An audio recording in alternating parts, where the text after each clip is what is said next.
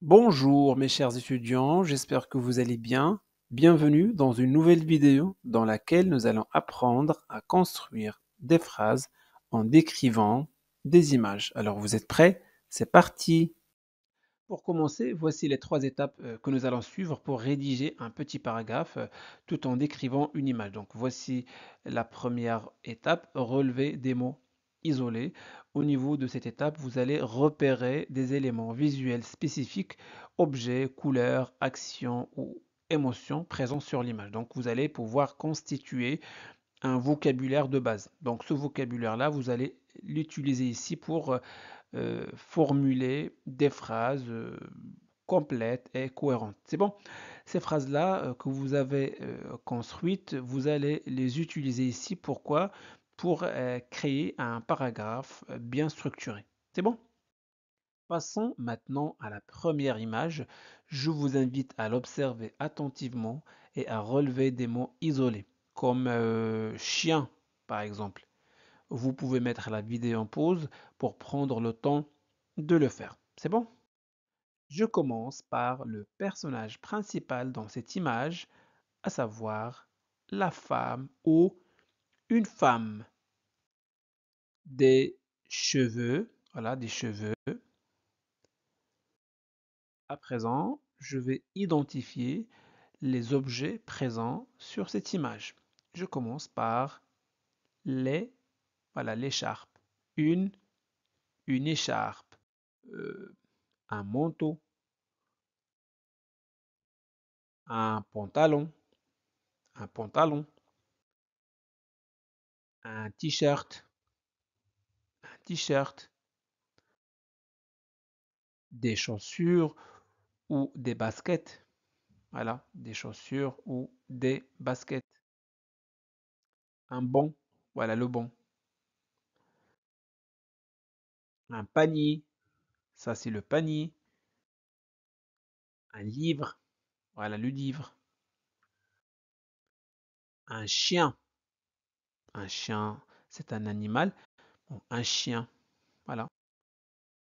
Le sol, voici le sol, ça c'est le sol, voilà, le sol. Des arbres, voilà, les arbres. Des feuilles, voilà les feuilles. Nous allons identifier les couleurs présentes sur cette image. Je commence par le marron, le marron, le bleu, le rouge, le blanc. Les actions maintenant. Lire, s'asseoir, regarder. Alors, l'atmosphère, on peut décrire l'atmosphère. D'accord? L'atmosphère est calme, paisible, etc. À présent, nous sommes arrivés à la deuxième étape dans laquelle nous allons pouvoir construire des phrases complètes. Bon, je commence avec ce groupe nominal. Une femme. D'accord? En fait, on va décrire la dame ou la femme. Parfait. De quelle couleur sont les cheveux de la femme? Alors, une femme aux cheveux blonds. Parfait. Que porte la dame? Que porte la femme? Alors, elle porte un manteau bleu, un pantalon assorti, des baskets de la même couleur, des baskets de la même couleur. Et n'oubliez pas l'écharpe et une écharpe orange. C'est bon? C'est une phrase. Elle contient un seul verbe, le verbe porter. C'est bon? Une femme aux cheveux blonds porte un manteau bleu, un pantalon assorti, des baskets de la même couleur et une écharpe orange. C'est bon?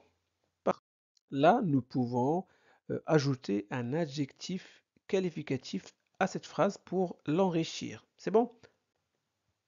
Jeune, Une jeune femme. Parfait. Alors, regardez cette dame-là, cette femme. Quelle est sa position? Euh, dans quelle position se trouve-t-elle? Alors, elle est assise. D'accord? Alors, elle est assise sur quoi? Sur un banc en bois. Parfait. Alors, que fait la dame, la femme? Qu'est-ce qu'elle fait?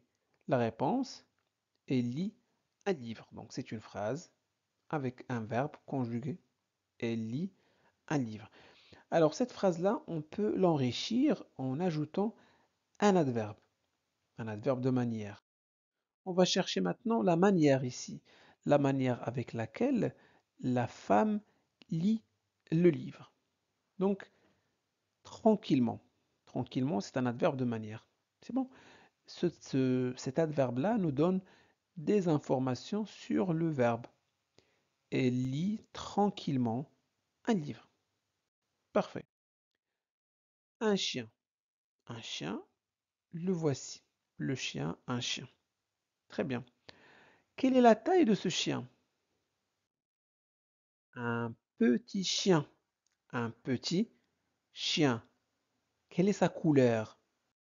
Il est marron. Un petit chien marron. Donc petit et marron, ce sont deux adjectifs qualificatifs qui permettent d'enrichir le groupe nominal. C'est bon? Un petit chien marron.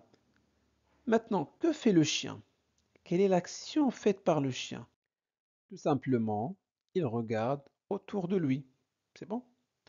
Un petit chien marron regarde autour de lui. Ici maintenant, on peut parler d'une phrase. Pourquoi? Parce que il contient un verbe conjugué. C'est bon? Le verbe regarder. Le sol, le sol, le voici. C'est bon? Comment est le sol? Ou que couvre le sol? Alors, qu'est-ce que c'est ça? Le sol est recouvert de feuilles. Ce sont des feuilles mortes, hmm, tombées sur le sol. Voilà, le sol est recouvert de feuilles. On peut enrichir, hein, ce groupe nominal ou le, le nom feuille, on peut l'enrichir en ajoutant des adjectifs. Donc, quelle est la couleur de ces feuilles? Rouge et jaune. Le sol est recouvert de feuilles rouges et jaunes. Des arbres, voilà, des arbres. Comment sont les arbres? Sont grands. De grands arbres. Très bien. De grands arbres avec des feuilles jaunes et rouges. C'est bon? Parfait.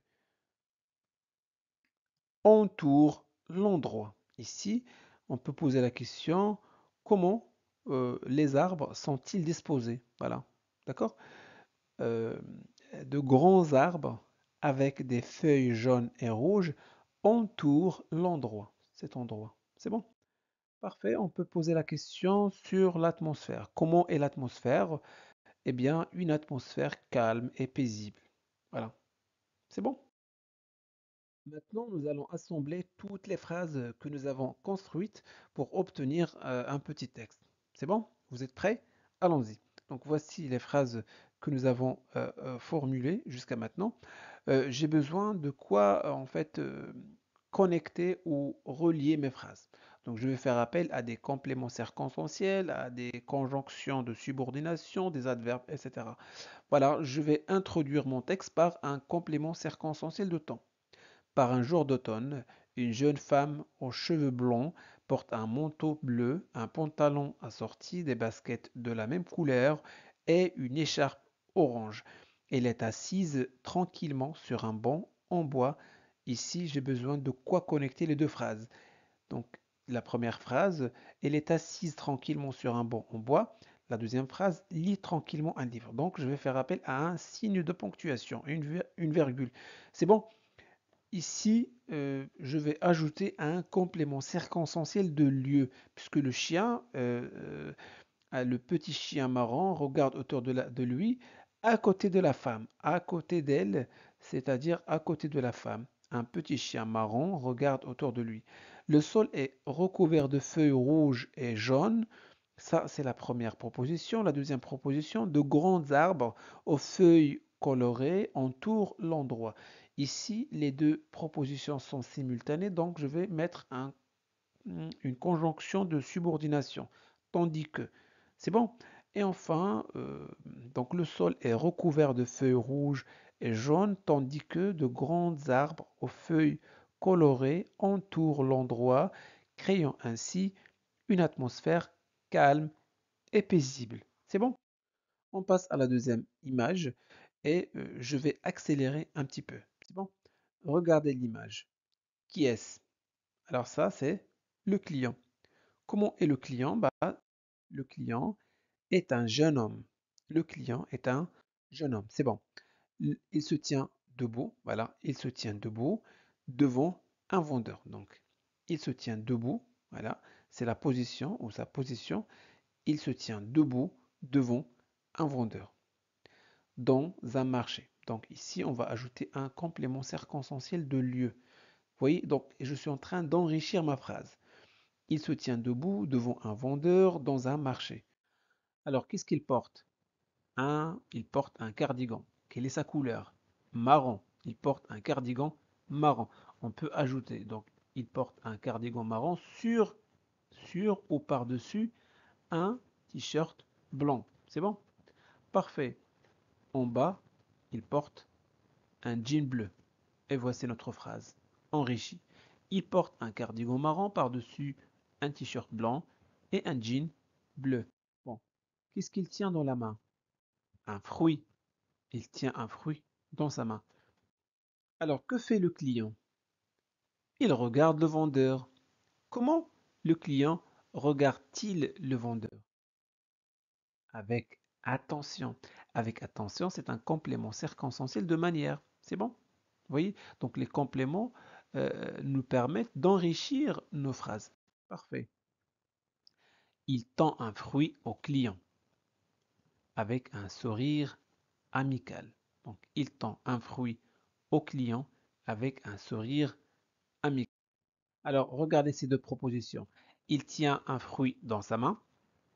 Il regarde le vendeur avec attention. Donc ce sont deux propositions. Donc je vais les connecter. Donc les deux actions sont simultanées. Donc je vais faire appel à une conjonction de coordination. Et il tient un fruit dans sa main et regarde le vendeur avec attention. C'est bon? Parfait. Le vendeur est un homme barbu. Là maintenant je vais décrire le vendeur. Le vendeur est un homme barbu, c'est-à-dire il a une barbe. Alors, il porte un tablier marron sur une chemise claire. Donc, un tablier marron sur ou par-dessus une chemise claire. C'est bon? Il porte un tablier marron sur une chemise claire. Voici une phrase. Le marché est animé et bien éclairé. Le marché est animé et bien éclairé. Des paniers, donc les voici, des paniers sont remplis de quoi? Sont remplis de fruits et de légumes. Voilà. Je peux ajouter des points d'explication pour détailler, pour donner du détail sur les fruits et les légumes. Voilà, des pommes, des tomates, des courgettes, des choux-fleurs, etc. Alors je peux enrichir cette phrase-là en ajoutant un complément circonstanciel de lieu. Bon, ces fruits et légumes sont exposés sur les étals. Bon, les étals, ce sont ces tables-là qui sont utilisées pour présenter les marchandises. Voilà, des paniers remplis de fruits et de légumes, des pommes, des tomates, des courgettes, des choux-fleurs sont exposés sur les étals. Très bien. Alors là, maintenant, on va décrire l'arrière-plan. Notre client examine des fruits et des légumes. Voilà. D'autres clients examinent des fruits et des légumes ou en arrière-plan. À présent, nous allons créer notre texte à partir des phrases que nous avons déjà formulées. Les voici. Bon, mais nous aurons besoin de des connecteurs ou de la ponctuation pour connecter les phrases entre elles. C'est bon? Parfait. Alors là, je vais commencer par la première phrase. Le client est un jeune homme. Il se tient debout devant un vendeur dans un marché. Donc nous avons deux phrases. Donc pour les connecter, donc je vais faire appel à un pronom relatif. D'accord? Qui. Donc je vais supprimer il pour éviter la répétition. Quelle est sa fonction? Donc il, c'est un sujet. Donc je vais le remplacer par qui? Le client est un jeune homme qui se tient debout devant un vendeur dans un marché. Il porte un cardigan marron par-dessus, un t-shirt blanc